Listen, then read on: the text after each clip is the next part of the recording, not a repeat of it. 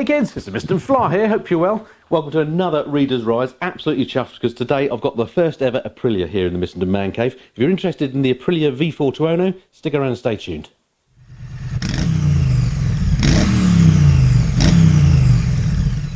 So first off then, let's meet the owner of this splendid machine. Phil, come on in.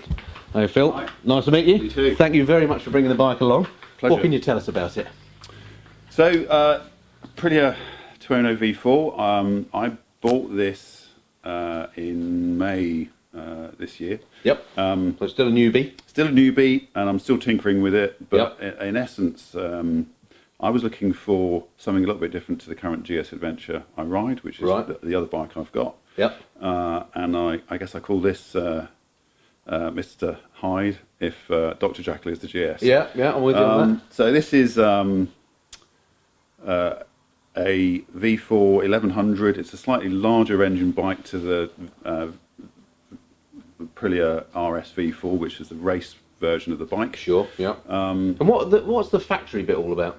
So the factory bit is, in essence, they do two different models. The factory's got Olin suspension in comparison to the standard bike. Yeah. It's got a different paint scheme. It comes with a single seat cowling, and I'm sure it's got some other bits and bobs, but those are the main differences. Okay. But yeah, very different suspension upgrade on it. Things I love about it, ultimately, it's really, really fast. Yeah, It's an experience, and you know, a lot of people talk about, well, what are its key competitors? I was looking at an S1000R. I've ridden that. I read the KTM Super Duke R. But this was something that I just knew the second I got on it and rode it. It was for me, you know, the It's BMW. interesting, isn't it? Because everybody says whenever you read these sort of super naked shootouts, it's always this one that wins, isn't it? Which has always annoyed me that I've never managed to get a ride on an Aprilia. Well, that'll change today. Thank you very much. So, mate, that's great news because a lot of people said when you're going to ride the Tuono, you're going to love it. Like you, I've ridden those other bikes as well, and they are fantastic. But I'm really looking forward to seeing what this one's got. So, how is it in terms of specs? What are the numbers? Do you know off the top of your head? So 175 brake horsepower, I believe. Yeah, that should do. And it weighs, I'm going to guess, I'm not entirely certain, about 190 kilos. Something like Okay, that. so compared to the GS, a beast. Yeah, Light yeah. and fast. As I said, it doesn't have an accelerator; it has a detonator switch. Yeah. Excellent. So I love it. What have I done to it so far? I guess when I picked it up, I made sure that it had a aquapovic can on it. Yep, got to be done. Which really does change the note of the bike. They tell me that Tuono means thunder in Italian. Right. It's quite thunderous. Okay, excellent. Look forward to hearing it's that. an event, and Yeah. you know what I love about this, I guess, in a few years' time, whilst the ever marching of technology is going to bring us to electric bikes. Yeah. For me, I guess being an old school petrol head, Yeah. this is something that really makes me feel alive when I'm riding it, and that's the main reason I bought it. Exactly, and that's the thing about bikes. And if they make you feel good, then it's the right bike for you, isn't it? Yeah. Out of interest, when you rode, for example, the Super Duke R, which I also thought was a bit of a monster bike. Yeah. What about this?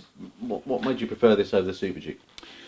So Super Duke R, in terms of road riding position, is very similar to the GS in some ways. It's quite a sit up and it's true. quite enduro-y type feel. Push forward a bit on it, though, aren't you? Yes, you are a little bit, but I'd ridden the 1290S as well in terms of different types of bike experience, as just really exploring the different ranges. But I really found the engine for me made this bike. The V4 Note is a completely different beast, and whilst I'm used to a V-twin or obviously a opposed twin in terms of the BMW, I just wanted something that's a bit more different and probably a little bit more street orientated. Yeah. I mean, this couldn't be any more different to the GS, could it? Really? Yeah. What's the sort of typical journey or ride that you would do on this? And I can probably guess, but what do you use it for? So it's one of the downsides is the size of its petrol tank. Okay. So it is. Or is it the fuel consumption that's the downside? Probably up there, both. Yeah. So I mean, it's one of those bikes that where I would normally go out on a GS and do 1,000 miles. This is something that I will have as short, sharp. You know, ride around the country lanes. Yeah, I know exactly what you mean. Just enjoy it. But is it comfortable though? I mean, could you do longer rides on it? But it looks like it's got You could, wide bars. in comparison to A sports bike. a super sports bike, yeah, it's way more comfortable than a super sports bike. Yeah. And quite frankly, I'm too old and too grey to Yeah, ride one. yeah, So yeah. I did take it out that way. Yeah, I did take an S1000RR, stunning piece of machinery. Yeah.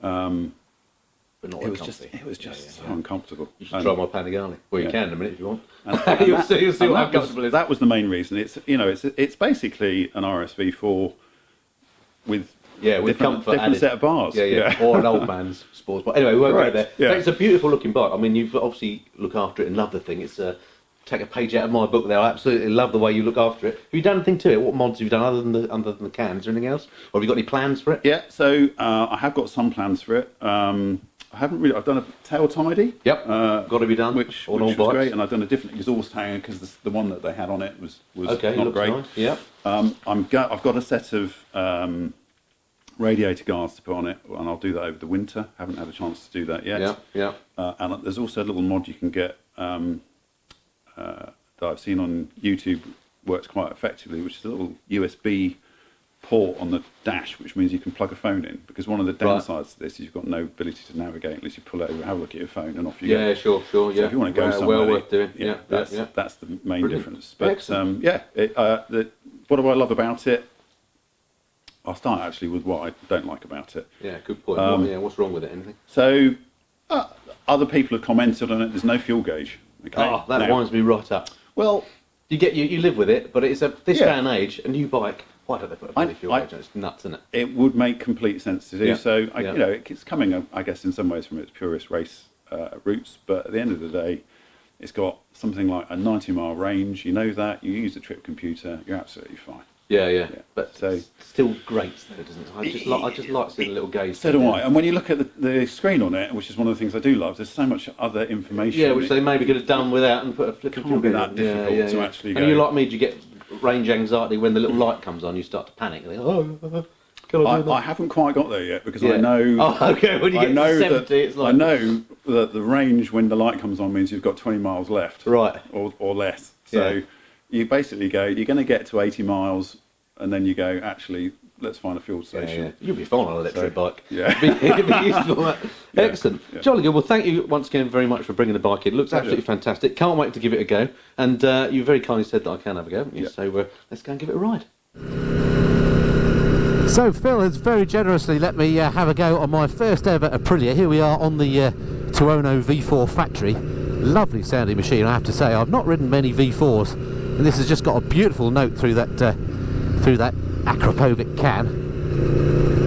Riding position on this, fairly aggressive. I mean, it's I suppose it's quite similar to my street triple. Maybe you lead forward a little bit more. A little bit of weight on the wrist, but it's certainly not uncomfortable. It's certainly not sports bike uncomfortable, as Phil said. So you can certainly ride on it for a good distance, I think.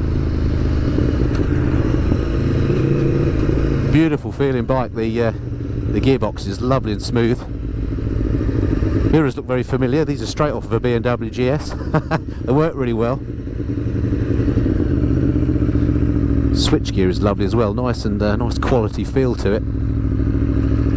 Listen to this burbling, snarling beast. Right, let's get her onto a slightly faster bit of road. Seat on it, I suppose you would describe as hard, but not uncomfortable. Your knees are in quite an aggressive position. You know, you feel quite tucked up.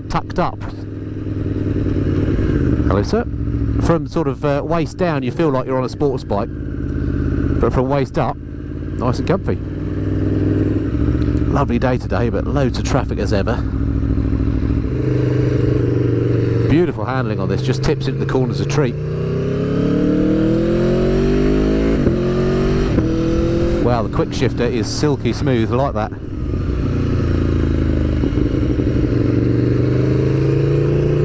And this engine just begs you to, wow, open her up. She is fast, man.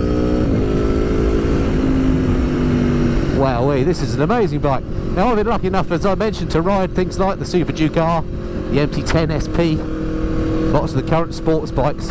But I have to say already, without really trying, this bike just feels quick. This is a lovely, lovely machine. That quick shifter is silky smooth. And every time you change gear, she gives a nice little bark, which I love. Loving the quick shifter on this. Both up and down is silky smooth, one of the better ones that I've tried. Handling is lovely, that Odin suspension gives a really plush ride as you'd expect. Okay, just coming up to a bit of dual carriageway up here. We'll be able to open her up a little bit. I don't want to go nuts, but at the same time, it would seem a shame not to. Give her a little bit of a tickle at least. Lots of bikes out today. Right, here's a bit of dual carriageway, so I think it's time to say cheerio to the Volvo. Ah, would be if he wasn't overtaking. Oh, come on, Mr. Volvo, please. Okay, he's doing that.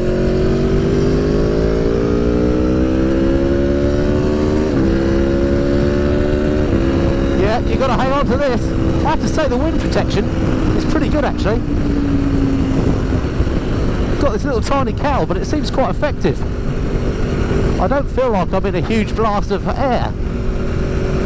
Much better than I thought it would be in that respect.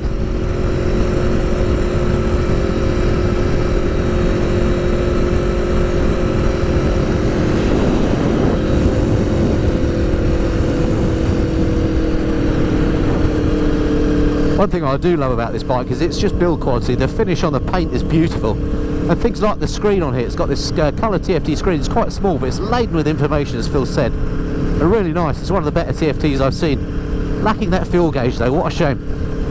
But I tell you what, on this quick ride on it, there's nothing I don't like about this bike so far.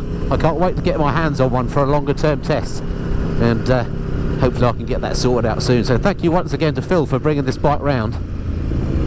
Absolute beast. I'm going to turn around this roundabout here.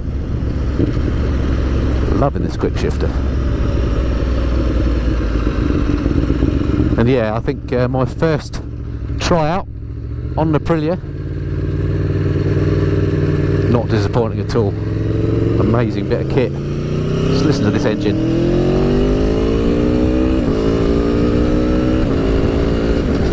Effortless speed and power on this. I absolutely love it. What a cracking bike. Yeah, this could be my new favourite naked. Didn't take long to make that decision. The reviewers were right.